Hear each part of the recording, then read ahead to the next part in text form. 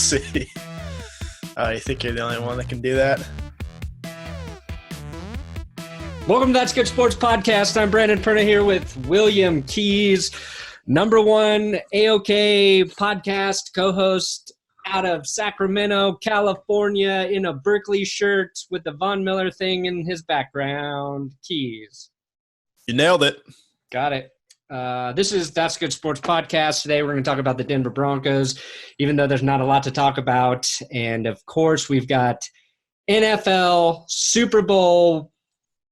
We know who's going to play in the Super Bowl, is what I'm trying to say. And a lot of shit happened leading up to this Super Bowl matchup between the Los Angeles Rams and the other team. I don't even their names I don't even want to say anymore because Kansas City Chiefs. Yes, the Chiefs. So we'll jump into that. The bad reffing, New Orleans wanting a rematch, Sean McVay having a pullback guy, whatever we want to talk about. There's a lot. But we've got 2 weeks, but we've got a whole nother podcast that's going to go up before the actual Super Bowl. So we'll try not to overload you with football gasm.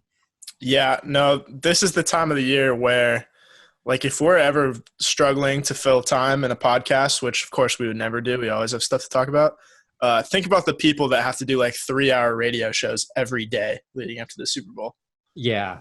Think about Denver radio where they have to talk about the Broncos for 3 hours every day. Correct. Yeah, because it's not like there's 2 other playoff teams in that city. No. We would never, ever discuss 3, I think, actually. I don't know about hockey. So, what's funny is, like, a lot of people complain about, I think a lot of, like, savvy sports fans, obviously, they complain about, like, the fan out here not really talking about anything but the Broncos. But I'm the type of person who all I really want to hear about is the Broncos. I'm not going to listen to 3 hours of it. You know what I mean? But give me 10 or 15 minutes of anything for the Broncos every day, and I'm good to go. And then I'll take some Nuggets news like once a week, and I'm all right. That's how I could get by with sports. Yeah, no, it's like your blue and orange pill is like this big, and you've got a small little Nuggets pill that you take once a week, and then you're good. Yeah, and neither of them get me into the Matrix, which is no. I don't know why I use that pill analogy, but I think it's because I've been reading this book about the Third Reich and how they're all taking meth when they invaded France. Oh, and that weird. was one of the big reasons that they invaded a whole fucking country in like a week. So wow. From meth, huh? Yeah, well, you don't sleep. You know, you can just go for like a week without sleeping. Well, and then you watch A Beautiful Boy, and that's about meth too. So I know. I think you should try meth. Might have to try it. Yeah, we'll do that on the podcast next week. Live meth tutorial. Anybody looking for a really good but depressing movie about A Beautiful Boy is good. Wasn't that actor in the other movie About a Boy? Wasn't that last year? About a Boy. I don't know what you're talking about. Yeah, the guy who played Nick was in Timothée Chalamet. Yeah, he was in a film last year called About a Boy, I believe. I think it's possible. Yeah, I know he was in Lady Bird, and he's in Call Me by Your Name.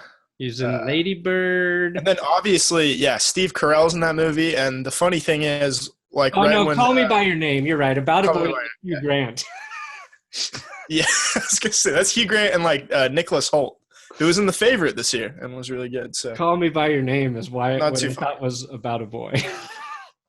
I switched the inputs to get back from Amazon back to regular cable, and so I went from Beautiful Boy starring older Steve Carell, and it was on Comedy Central, and they were playing reruns of The Office. So I got younger, zero gray-haired Steve Carell, which was very shocking. Yeah, Steve, he looks better with gray hair, I think, almost like distinguished. I'm able to take him much more seriously. Yeah, there was one point in Beautiful Boy where Steve Carell starts yelling. Yeah. And it's that same like inflection from when he would get funny man on The Office, and I laughed, and it was not like a laughable scene. Yeah. And my wife kind of looked at me. I was like, I'm sorry. I started to imagine him as Michael Scott when he was yelling in that tone. Yeah, he was yelling at his ex-wife about their son who had gone missing for like 3 days over the phone. Yeah, so I thought the same exact thing, though, so you're not alone. Well, that's good. I'm not a horrible person. No. So we've got some Broncos news. It's funny because I texted you, like, is there even anything to talk about?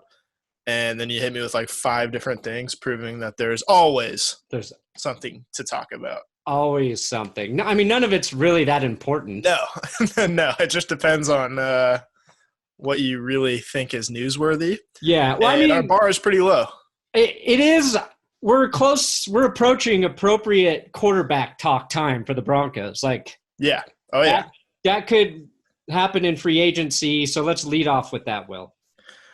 Yeah. So Mike Kliss tweeted something about the Broncos are going to keep an eye on 2 quarterbacks, 2 former Super Bowl MVPs, both with last names starting with the letter F, Nick Foles and Joe Flacco.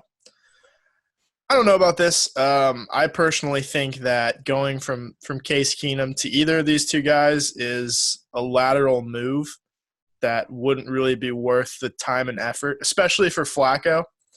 I think Foles, you could at least make the argument that there's more to be mined from Nick Foles, but I think Flacco, I don't know. I'd let another team worry about that kind of as a bridge quarterback. What do you think? If you gun to your head, you have to take Nick Foles for, let's say, I don't know, $25 million a year versus Joe Flacco for $18 million a year, each for like 2 years. Who do you take? So, I mean, I think I take Nick Foles. I think that's an easy decision. Both Super Bowl winners, which yes, you know is a thing. But Nick Foles was Super Bowl MVP. He then kind of revived the Eagles this year. Got a playoff win for the Eagles.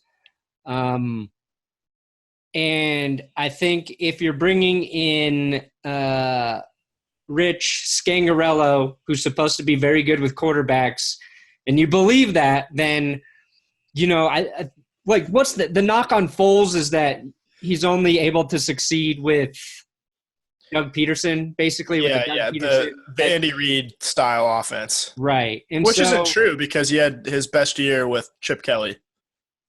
But yeah, I mean, that was Peyton Manning's crazy year where he throws 7 touchdowns and breaks the record in a game. And then a few weeks later, Nick Foles throws 7 touchdowns in a single game. He had, 2 interceptions that entire season? Yeah, he was 27-2 touchdown interception. Do you think Chip Kelly just came into the NFL a couple years too early? I feel like his offense, everybody would want Chip Kelly right now. His problem was probably trying to be too powerful or some shit. I didn't follow it enough, but I feel like everybody's just doing or wanting what Chip Kelly was trying to bring to the Eagles, in 2013, whenever the fuck that was. Yeah, it got a little annoying, though, with Chip Kelly and his offense just because he goes 10-6 his first year. They have a good year. I think they actually went 10-6 his second year, too, but they missed the playoffs. I think he just rubbed a lot of people the wrong way, which was probably his greatest downfall. By the end of his Eagles tenure, I know most of the locker room had turned against him, like LaShawn McCoy, who I think he ended up trading. And then, guys like Deshaun Jackson, there are rumors about him being kind of a racist, which I don't know how much credence I would actually give to that.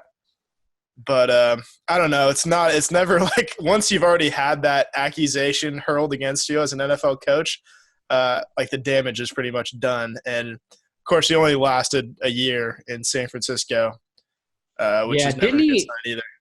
Didn't he trade? Was Kiko Alonso part of the trade for LaShawn McCoy? Yeah. Yeah. Okay. Yeah, he traded.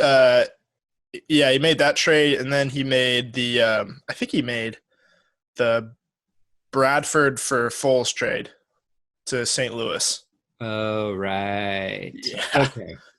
So I would take Nick Foles, but like the Broncos' options at this point are cut Keenum, sign Foles, and then maybe draft a guy whenever the fuck they want. Keep Keenum, draft a guy at 10. Keep Keenum, trade up to draft a guy earlier than 10. Keep Keenum, draft a guy later.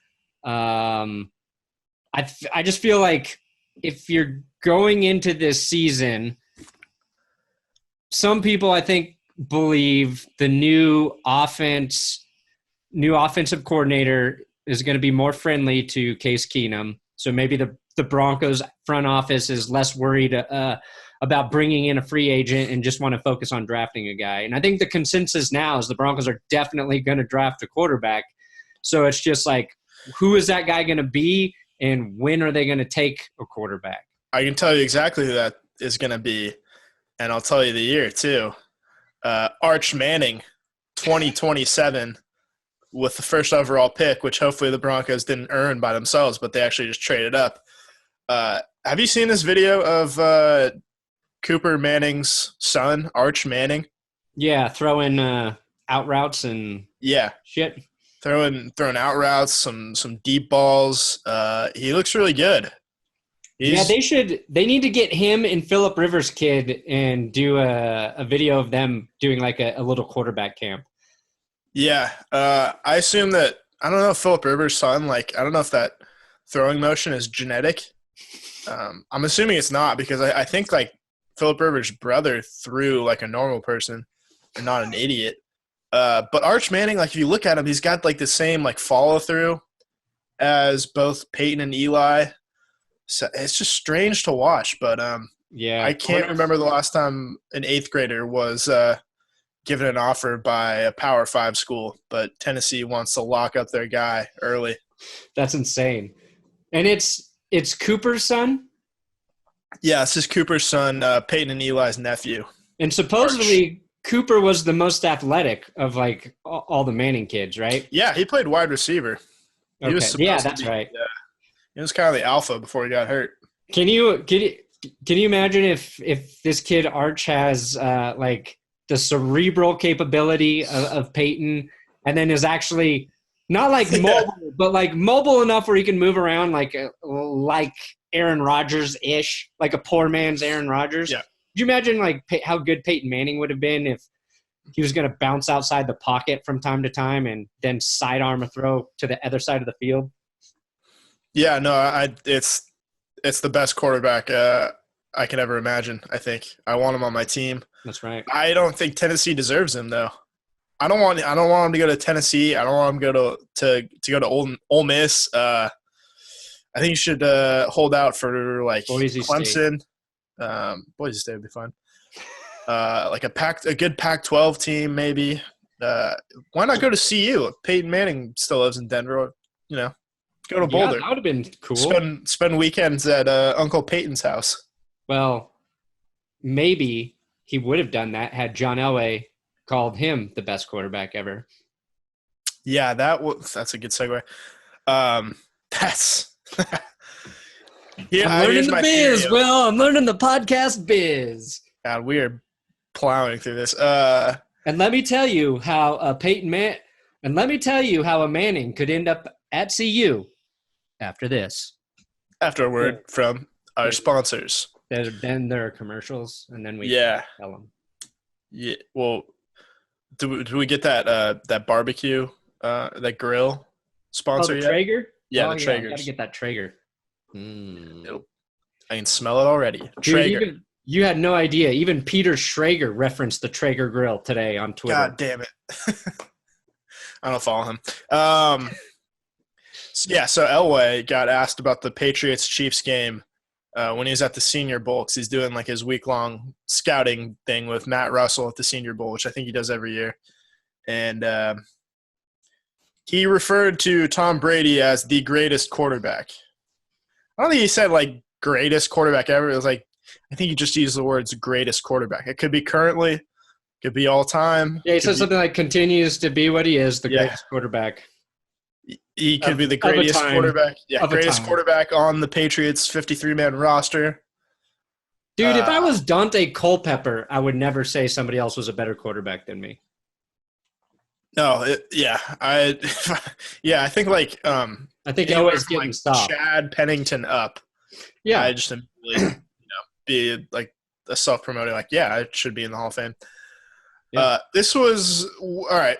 Which is a more ludicrous take? Brady, the greatest quarterback ever, or him saying that all pass interferences should be reviewable? Elway saying they shouldn't. He said they shouldn't. Should. All pass interferences though. No, I think they should all be reviewed.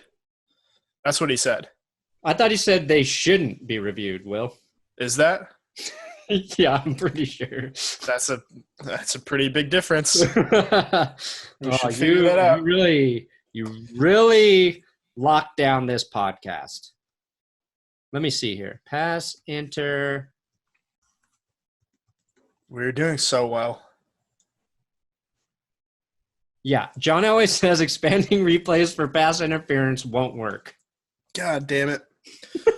Well, all right. Let me amend that question. What's worse, him saying that Brady is the greatest quarterback or no pass interference call should ever be reviewable? They're both bad. They're both bad takes. You disagree with both? Yeah. I disagree with the first one. You know what's funny? Yeah, I know. You know what's funny is like after this Chiefs win, I feel like two things are happening. Like people in the media are feeling like they definitely need to say Tom Brady is the greatest ever more. Yeah. And then there are people who would refuse to admit it and then are now finally starting to admit it for the first time. Well, here's the thing. Like we've crossed that, and like now people are talking about like whether he's the best athlete of all time, just like in any sport. He's not even the best athlete preposterous. The last 20 years. No, I know. It's so like plainly simple for rational people to see, but like I'm not saying that he would be a bum anywhere else, but like he's a pretty scheme dependent quarterback. He plays with a great defense every single year. He plays with the greatest coach every year. He's got a Hall of Fame tight end. Like, it's just like it doesn't make him. It doesn't nullify all the success. Just like I don't think he will ever be. The best ever. The best to ever do it. Because like we've talked about there. I don't think there can ever be a best ever because certain quarterbacks do certain things better than others. Obviously, he's the best ever at winning Super Bowls. Can't argue that.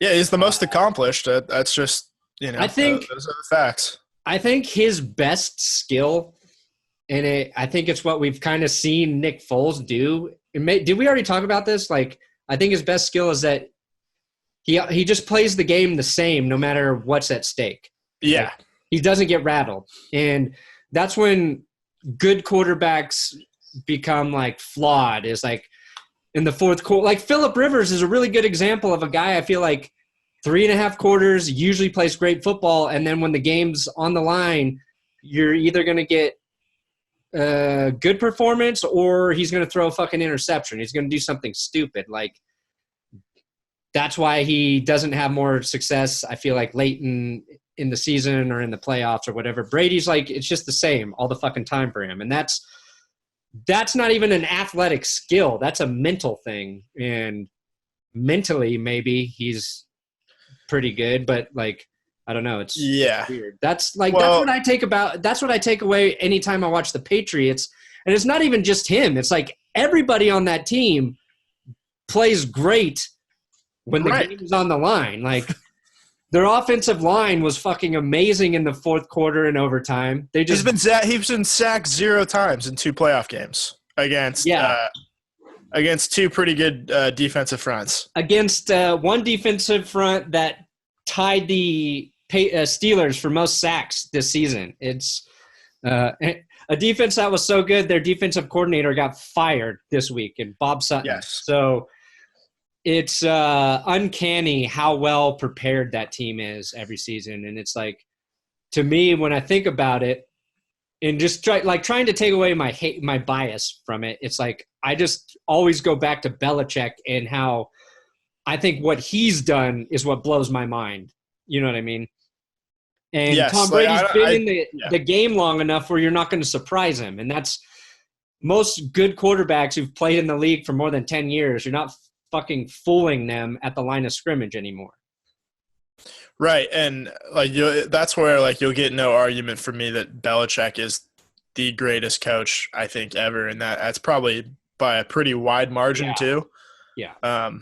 Obviously, like there are guys that came before him that he wouldn't exist without, like Bill Walsh creating the West Coast offense when he was with the Bengals, and then with Parcells, who he clearly took some influence from defensively, but. In terms of like putting both of those schemes together and creating a team that's gone to now 9 Super Bowls in the last 18 or 19 years, I'm comfortable with saying that. Brady, on the other hand, there's just too many variables, Yeah, no, I agree. And then people like if you don't say he's the greatest, people just think you're an asshole. So, right, like it's I was listening to I think Dan Patrick talk about him the next day. And usually, like, I like Dan Patrick's takes, but I feel like what he did late in the Chiefs game was impressive. Overtime was impressive for the most part. But again, I watched through the last 10 minutes and the overtime the next day, and I'm seeing more of just a team performing. I'm seeing a team that can rush for 3 final touchdowns. I can see Tom Brady making pretty good throws with no fucking pass rush around him. I see Chris Hogan make a one-handed grab that he shouldn't have made, that if he doesn't get his hand on that ball is going to get picked off by the Chiefs safety. I see an interception that's, you could debate, not a great throw to Gronk that gets called back because D Ford's lined up off sides. Like the one thing that there's no explanation for is the Patriots, the ball bounces their way more than it does most teams.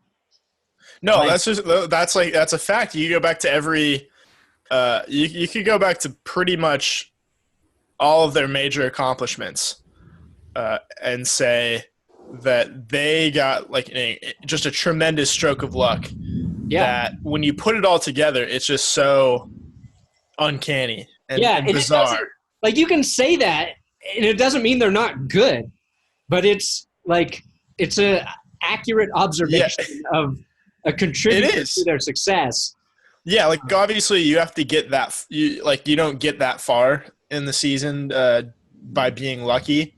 It does feel like every single time. Like you go back to their first Super Bowl and the tuck rule. Like that's just like a play or a rule in the rule book that most people didn't know existed. Yeah.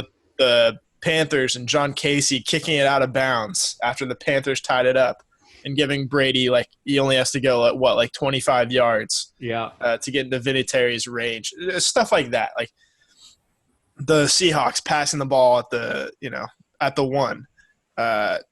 Robert Alford dropping that pass that would have won the game for the Falcons in the 28-3 comeback.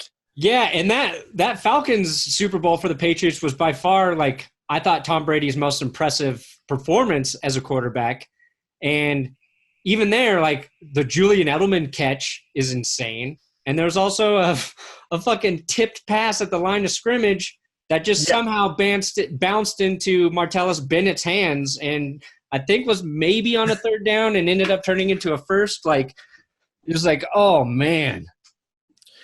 No, yeah, they it really does feel like they have had the usual retort to calling out the Patriots' luck is saying, well, what about the luck that the Giants had against them, the David Tyree catch or the Mario Manningham catch? Not luck, by the way, that's skill, but the David Tyree catch, sure. But when you're when you're a team that scored 40 points per game in 2007 and you're locked in a 17-14 game with the Giants, that, whatever happens at that point. Yeah, so it's I don't know. I obviously like have a lot of fun, making fun of it and shitting on it on my YouTube channel. But it's like, I think it's interesting just to, and it happens every season at this point for the last 3 years because they've been in the Super Bowl every year. So it just re-sparks it. And it's like an ongoing stupid debate that nobody's ever going to win and people are just going to eventually submit to. So hopefully, in 10 years, there's some other quarterback that people are saying the same shit about. If there's not, then maybe I don't know if I like that answer or that option already. Quarterback in 10 years who people will be saying is the greatest of all time. So I already know. What if there's a quarterback who wins 10 Super Bowls in a row? As long as it's not the guy he played on Sunday. It's not going to be. There's no team out there that's going to be coached as well. That's the thing. That's the thing is the real, annoying part about the Brady, the ritual ball sucking of Tom Brady after one of these wins and him going back to the Super Bowl every single fucking year is nobody says a word about Sony Michel rushing for 100 yards in the last 2 games and a total of 5 touchdowns, or the fact that his offensive line gave up 0 sacks in those 2 games. Yeah. Or, his defense holding the Chiefs to 0 points in the first half, or his defense, doing whatever against the Chargers. Like, it's a team game. Patrick Mahomes doing him a huge favor by overthrowing Damian Williams wide open in the end zone. It's just like if the Chiefs score a touchdown there, they win that game. If that roughing the passer if D Ford is lined up 3 inches behind where he was, that ball gets intercepted and Brady all of a sudden has a 1 touchdown, 3 interception game and blew a 14-0 lead with a chance to go to the Super Bowl. Right. It's a completely different narrative. It's that. Well, that's what's funny. Yeah. It's like, it's just all these little things when you look at it. And it's, I guess that's what makes sports so great though. You can fucking debate it and break it down a whole bunch of different ways. But like we're sitting here talking about that, and that wasn't even the most controversial thing from the weekend. Was the roughing the passer call in the Rams Saints game. That was the pass interference. Oh yeah, sorry. Yeah. Pass interference. The passer was on Brady, which we didn't talk about either. But yeah, the pass interference no call. That has to be the worst no call I've ever seen in an important game. Yeah. Like, does anything come to mind like that cost a team something so big? Even though like there's 2 ways to look at it, because the Saints they had chance after that to, one, stop the Rams from getting a field goal, and then they got the ball first in overtime. So it's hard to not put it on the Saints, but the call, if it's called correctly, they win that game. Unless something crazy happens. There's no question about it. Because they probably would have just scored a touchdown. They would just hand off to Mark Ingram and score a touchdown there. Yeah, no, I'm just going to go ahead and assume that if they call that correctly, then either they run the clock down to like 5 seconds and kick a field goal, or they just walk into the end zone. So my question to you is,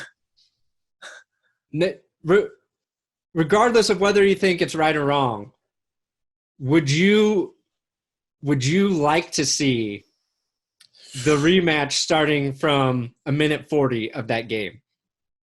Well, does it like start right now? If you got to vote for yes for a minute 40 replay or no, just move on, what would you vote?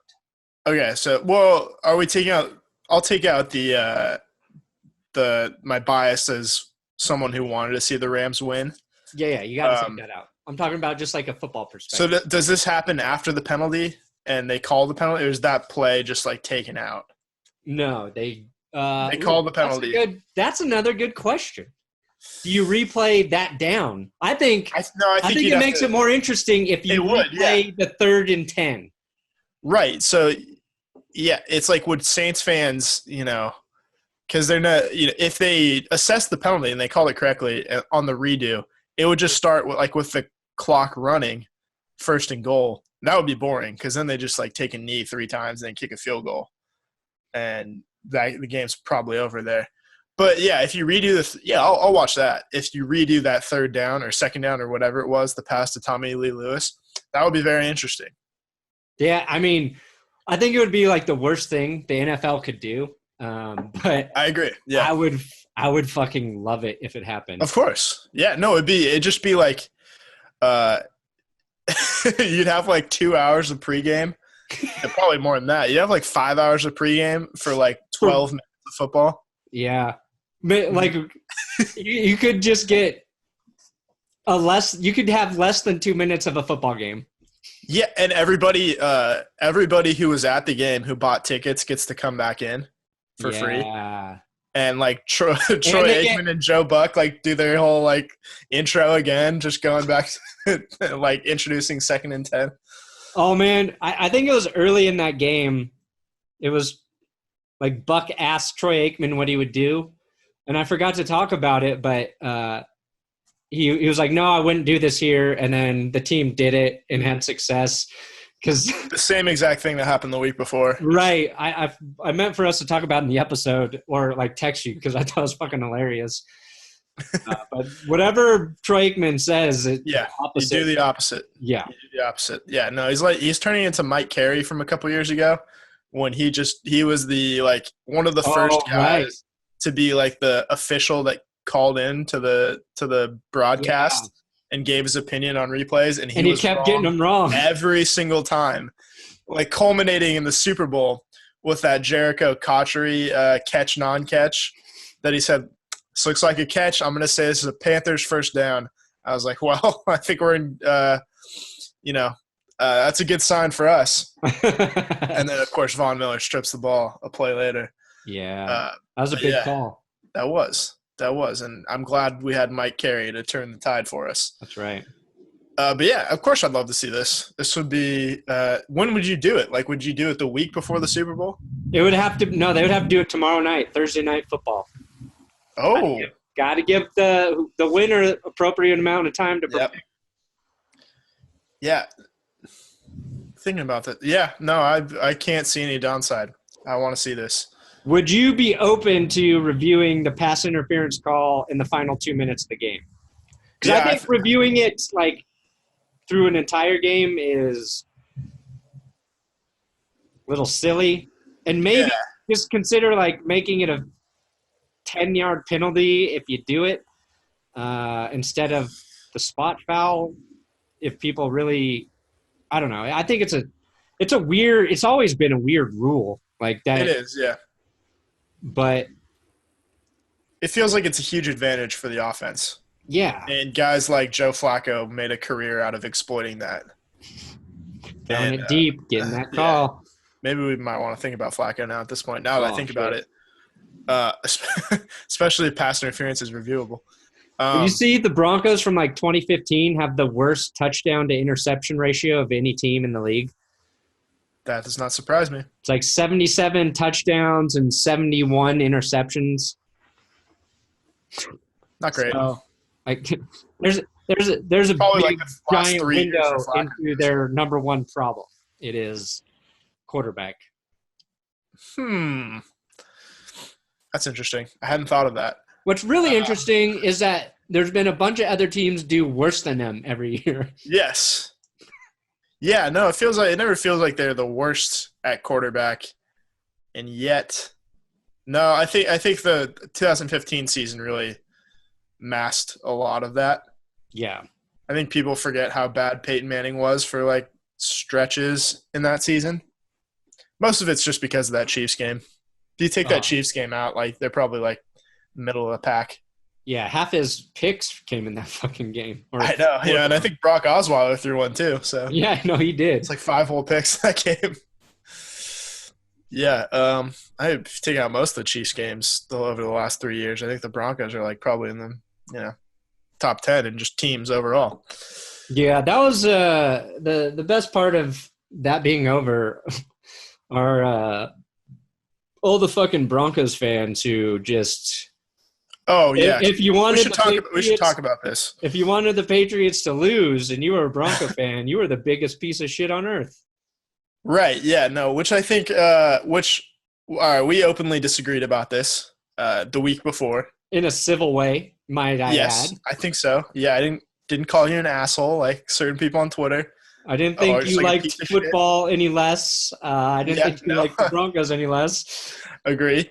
I just had other people in my family that root for the Broncos had the same exact take as you. Yeah, and it's what's funny is like you see the worst of your fan base rise to the top of your social media platforms, and these people who are like, the argument that I think is really ironic is Broncos fans shitting on other Broncos fans saying, I can't stand to imagine what Chiefs fans would be like on social media. They would be bigger pieces of shit than Patriots fans.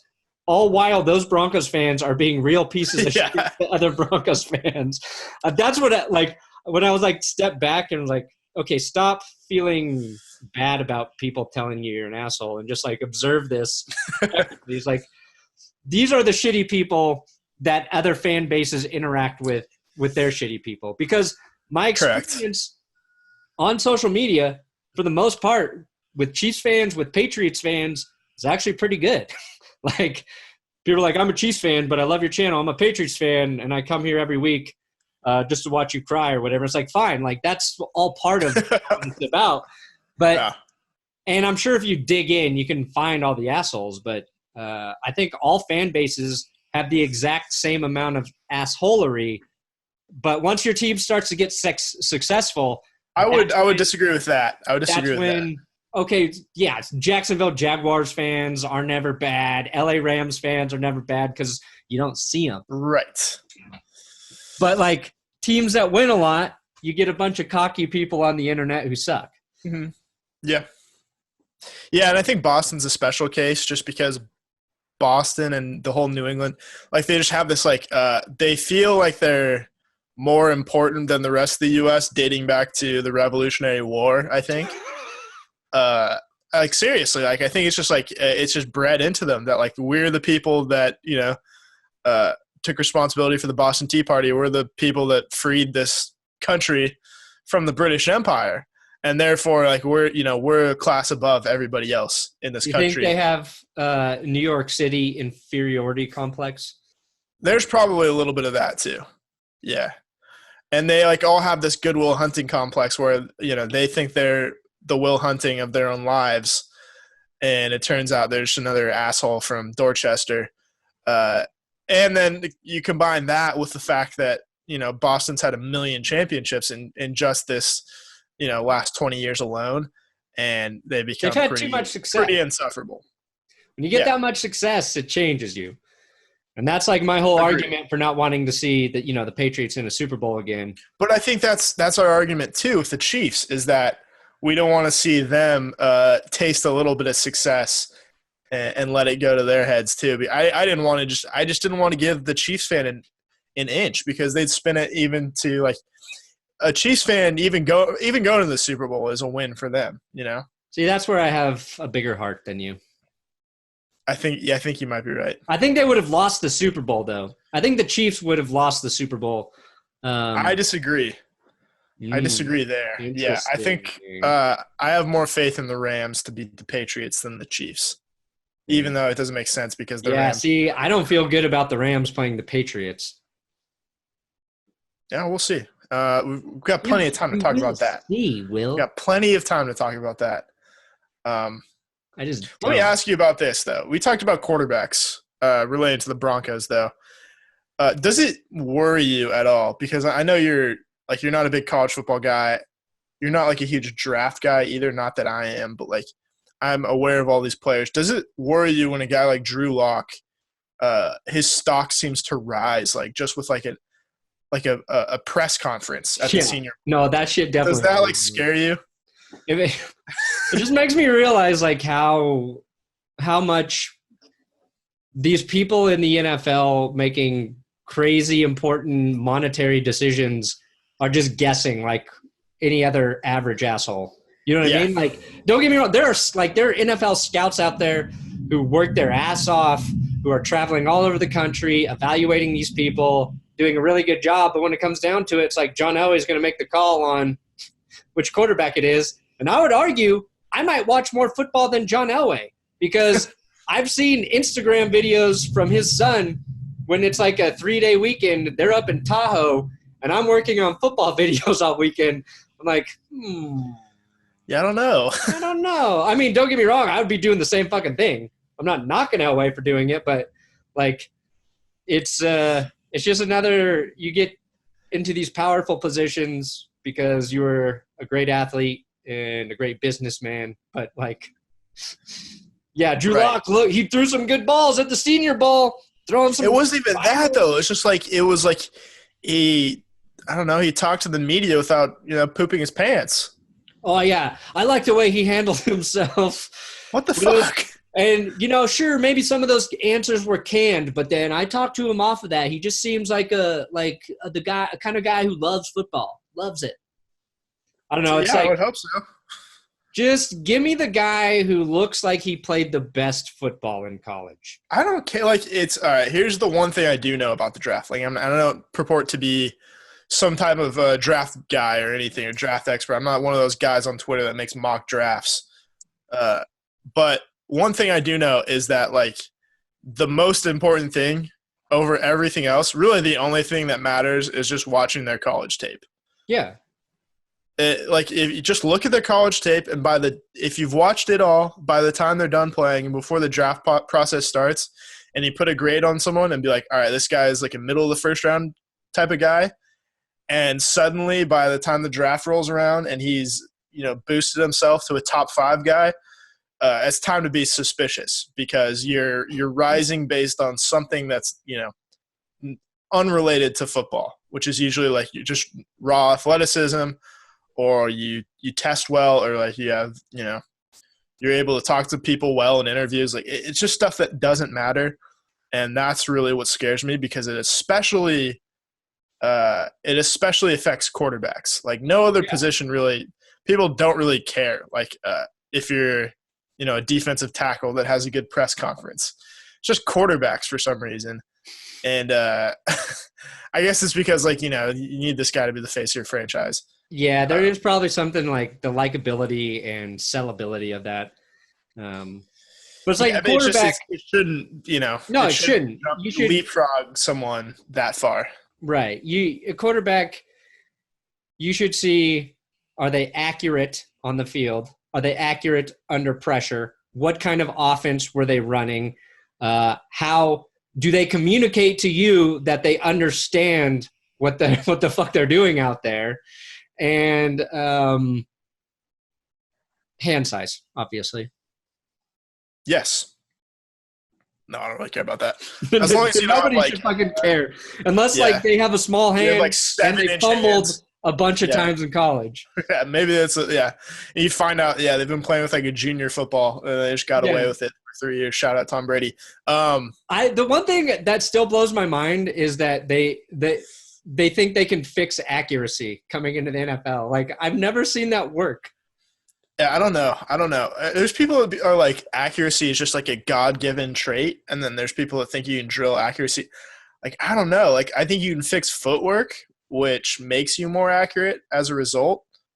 But then again, it's like, why? All right, so Cam Newton's, 8 years into his NFL career, 9 years into his NFL career, it's like he still doesn't like throw with good footwork or anything, and he's super inaccurate some of the time. Yeah. And it's like, exactly. Maybe, I don't know. Like, I imagine like people have been trying to coach him on that for the entire time he's with the Panthers, but I don't know. Probably been trying to coach him on that since high school if they're a fucking quarterback. Yeah, I know.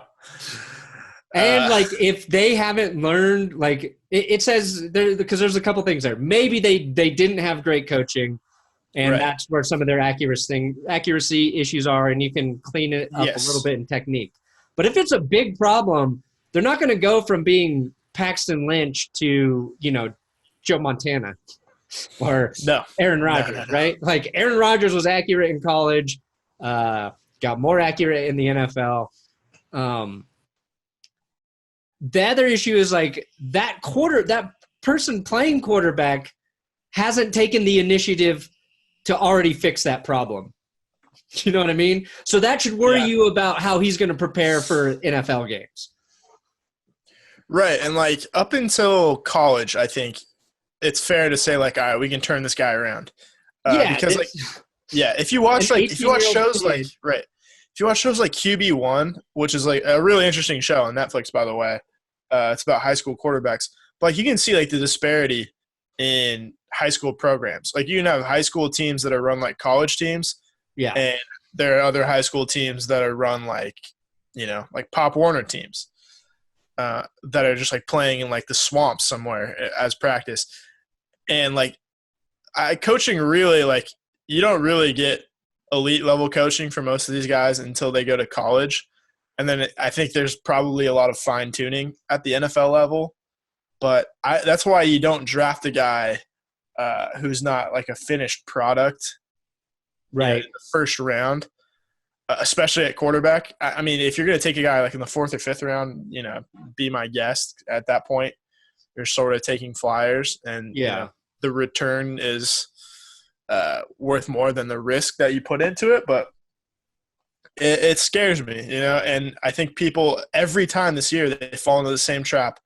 They get this sort of hive mind around one single guy who like he was never on the radar during the season, either because like his program wasn't winning, which is kind of the case of Drew Lock, which I don't know how much like stock you put into that. Like I don't know if you can expect him to take a Missouri team in the SEC and make them relevant all of a sudden just out of his play. But you want to like see him win some big games. And then all of a sudden, like he's a bigger name than Drew Haskins. What's his name? Dwayne Haskins. He threw 50 touchdowns and played in the Rose Bowl and won the Rose Bowl. And Kyler Murray, who won the Heisman and played in the college football playoff. It's very concerning. Why? And I don't want, especially because the Broncos are at 10, and now they're talking about them possibly trading up to get a guy like Drew Lock. Why? Like if they really have to jump the Giants, essentially, right? Yeah. Is the thinking? You got the Giants, the Jaguars, and the Redskins. Oh, they're all ahead of the Broncos? I think I'm not sure where the Redskins are, but they're at least like a team that you have to worry about trading up. You've also got the Dolphins. Oh, yeah. Yeah, a lot of teams that will be like the top 5, maybe not, but you got teams from like 5 to 15 they have to worry about. Buccaneers as well. Interesting. I don't know what I would do.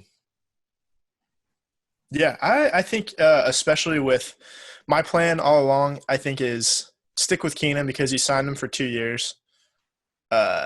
If one of these guys falls to pick, 42, wherever the Broncos are picking in the second round, yeah, not very likely, but or if one of them just like has a big slide and you want to trade back into the first round, that's more acceptable, I think. But especially when you took a guy like Vic Fangio to be your head coach, which indicates to me that you're going to make defense a big priority moving forward. And there's a ton of value because of these quarterbacks who it's been, widely admitted that it's not a very good draft class for quarterbacks. So you're going to have a lot of defensive guys that fall as a result of quarterbacks going high just because they're quarterbacks and not because they're good players. You can get a lot of value for a good defensive player at 10 and put them in a good scheme. Yeah, they need a corner there. So yeah, and there's 3 good corners that could go at 10. Yeah. I'll be happy with a corner at 10 and a quarterback in the second round. Especially if they sign Aaron Rodgers as everybody projected. Like if the Broncos can get Aaron Rodgers, but also like a guy to go behind Aaron Rodgers. Yeah, an Aaron Rodgers type. And even keep Case Keenum. Like if they could have Aaron Rodgers and then Case Keenum as backup and then draft a guy, I'd feel safe finally, I think. Right. Yeah, and there's a thing too. It's like Even if you take a guy in the second round or like anywhere from second to like the fifth round, who's like a guy you're not going to cut right away, kind of as a guarantee at quarterback. How valuable is a backup quarterback too? Like they're pretty valuable. Yeah, we've seen that recently. We've seen that with the Eagles. Like that's a position that you want to be able to get you through like a month. If you can win with your backup quarterback, you're gonna be a successful team. Right, like the Broncos took Brock Osweiler in the second round in 2012, ended up paying off in 2015, even though he left the year after. But you wouldn't just be like literally just because of that, 7-game stint in 2015, you would call that a successful pick, I think, back in 2012. Yeah, that's interesting to think about. No, I mean, without him, well, yeah. Imagine if that guy that came in was Russell Wilson, Another thought. Yeah. Yeah. I mean, I guess I'm just talking about like the idea of taking one there. No, I know. Like, you never know. Right.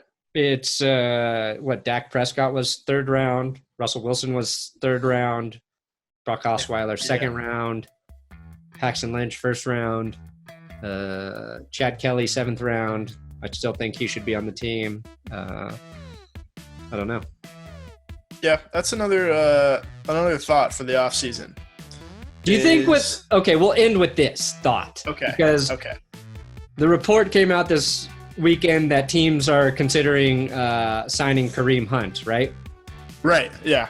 So I know where you're going with this, and I was thinking the same exact thing. So why would you not try Chad Kelly out? Besides the fact that he's fucked up more times than you can count. Like, the last fuck up, he didn't hurt anybody. Like, as far as we know, he's never hurt anybody. He's just threatened to fuck ups. He threatened to hurt a lot of people. That's not the same as hurting a lot of people. You could argue he was the victim the last time he got hurt. Yeah. The victim of a brutal vacuum cleaner assault back in October after their Halloween party. So, I mean, if that everybody should get a second chance. If that didn't happen, he would have played this season. Yeah, he absolutely would have. And he looks like he could be a guy to win you games, but whatever. So, next week, we'll do our Super Bowl predictions. We'll dive into that matchup. If anything crazy happens with the Broncos, we'll talk about that. But next week should be mostly about the Super Bowl. And we'll just brace for ways to prepare for the Patriots to win again. That's all I can recommend. Yeah, let's hope not. But break class in case of worst scenario. Yep. All right, thanks for listening. Bye.